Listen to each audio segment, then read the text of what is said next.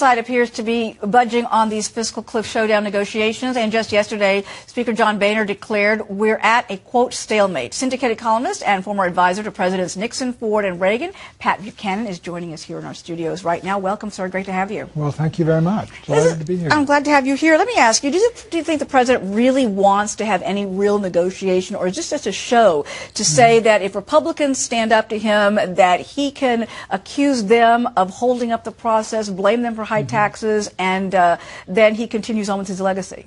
I think what the president believes is he has the whip hand. He's got a good victory. He won seats in the House and Senate, and he can pretty much dictate to the Republican Party. I think what we saw yesterday, Uma, was an act of real contempt toward the Republicans in that offer that was made, $1.6 trillion in new taxes, $50 billion in stimulus spending. And I think the Republicans have made a fatal, sort of a semi-fatal error. They indicated that, look, we'll give on taxes. Basically, we give up our virtue, our beliefs. It's only a question of how much we're going to give. I think Republicans should walk out of the talks with the President of the United States, terminate them, go back to the Hill, pass an extension of the Bush tax cuts, pass an extension of the payroll tax cuts. That would prevent us going off the fiscal cliff if the Democrats accept it. And then tell Harry Reid, do what you want on this issue, but this is where we are. I think the Republicans have made a mistake by indicating they would go along with $800 billion in taxes, and now what you've got is negotiating the price. Why do you think those Republicans caved into the pressure and have already said that they would accept some kind of tax hike? That's exactly the point. The Republicans have indicated they are far more afraid of going over the cliff than the Democrats are. Barack Obama's acting very tough, saying, I'm ready to go off the cliff unless you give me X, Y, and Z. And that's where the Republicans made a mistake, in my judgment. What they have to realize is, if they pass and extend all the tax cuts and send them over to the Senate, they have done their job. And if we go over the cliff, then it will be because of the President of the United States. It will be his economy. It will be his presidency on the line, also the country. If Barack Obama believes that deeply in the Clinton tax cuts, let them go back into effect for the entire country. And let's see if the country believes they're good for America.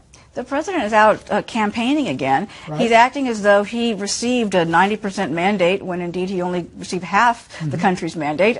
What impact do you think this is having right now on the psyche of the GOP at this point? It's having an effect on the psyche of the president. And he is acting like he did win a huge victory, and he did win a substantive victory.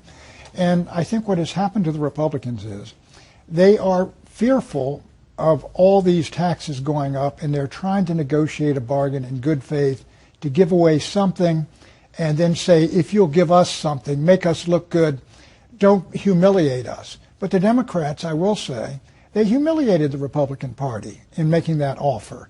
And I think for their own dignity, their own principles, their own beliefs, what Republicans ought to say is, we think that extending the tax cuts, payroll and Bush tax cuts, is what is good for the economy. It's what's good for America. It is consistent with our principles and consistent with our beliefs. And you're not going to put a gun to our head and tell us to give up all these things. So we're going to vote these things, and these will prevent us going off the cliff if you buy into them. Now, Mr. President, you can take us off the cliff, but you're going to be the one to do it.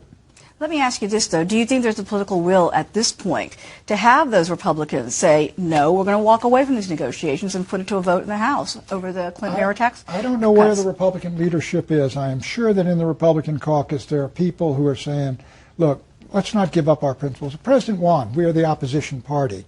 But we ought to stand for what we believe in, and they ought to do what they think is right. But my question is whether Mr. Boehner and Mr. Cantor and Mr. McCarthy, the Republican leadership, whether they've in effect under pressure maybe from their contributors are saying we got to do a deal, we got to do a deal, we got to do a deal. Once you walk into a negotiation saying we can't afford to walk out of here without a deal, you're at a disadvantage just in negotiating. And that is visible to the Democrats. And what the Democrats are doing, and I might have done it when I was younger, is grab the Republicans by the head and say, we're going to rub your noses in all your little protests against taxes and rub it in there for a while.